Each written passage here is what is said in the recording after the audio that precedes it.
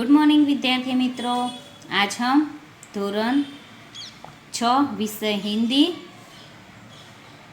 पाठ 2 अनूठे इंसान का दूसरा भाग है सच्चा दान यानी साचू दान भाग 2।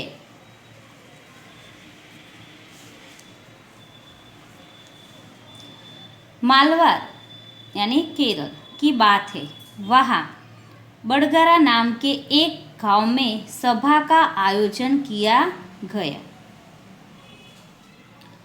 गांधी जी ने अपने भाषण में, तो विद्यार्थी मित्रों, भाषण यानी सभा के सामने बोलना, उपस्थित सभी बहनों से जेवरों की भीख मांगी।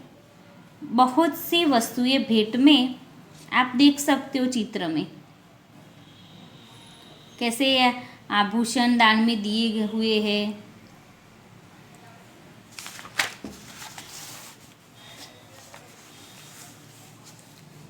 मिली। अपना भाषण समाप्त करके गांधी जी उनको नीलाम करने लगे। उसी समय कौमुदी नाम की 16 वर्ष की एक कन्या धीरे से मंच पर चढ़ाई। उसने एक हाथ की सोने की चूड़ी उतारी और उसे गांधी जी के देते हुए बोली, क्या आप मुझे अपने हस्ताक्षर देंगे? हस्ताक्षर यानी दस्तखत, साइन। गांधी जी हस्ताक्षर कर ही रहे थे कि उसने दूसरे हाथ की चूड़ी भी उतार दी। यह देखकर गांधी जी ने कहा, अरे पगली लड़की, दोनों चूड़ियाँ देने की ज़रूरत नहीं है। एक ही चूड़ी लेकर मैं तुम्हें अपने हस्ताक्षर दे दूंगा।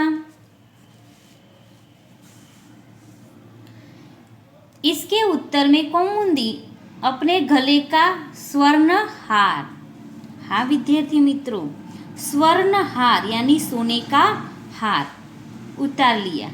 गांधी जी ने पूछा, तुमने अपने माता पिता से आज्ञा ली है? यानी तुम्हारी माता पिता से तुमने पूछा है? बिना कोई उत्तर दिए उसने कानों में से रत्न जड़ित बूंदे भी निकाल लिए। गांधी जी ने पूछा, तुमने इन आभूषणों को देने के लिए अपने माता पिता से आज्ञा ले ली है ना? प्रश्न किया। किससे? कौमुदी से। कौमुदी कुछ उत्तर देती उससे पहले ही किसी ने कहा, इसके पिता तो यही है ना? मान पत्रों की नीलामी में वही तो बोली लगाकर आपकी मदद कर रहे हैं। अब गांधी जी ने कौमुदी से कहा, तुम्हें यह तो मालूम होगा कि ये गहने दे देने के बाद तुम फिर न गहने नहीं बनवा सकोगी। कौमुदी ने यह शर्त दृढ़तापूर्वक स्वीकार कर ली। गांधी जी ने हस्ताक्षर करने के बाद यह वाक्य लिख दिया, तुम्हारे इन आभूषणों की अपेक्षा तुम्हारा त्याग ही सच्चा आभूषण है। सच है, देश प्रेम से बढ़कर कुछ नहीं है। आपने देखा कि कौमुदी एक करके एक सारे आभूषण दान में दे दिए। तब गांधी जी ने कहा कि तुम्हारा त्याग ही सच्चा आभूषण है ना? है ना बच्चों? देश प्रेम से बढ़कर कुछ हो सकता है क्या? नहीं, है ना? तो ठीक है, आपने यह पाठ समझ लिया होगा। अब आपको शब्दार्थ, अभ्यास और स्वाध्याय लिखना है, ठीक है?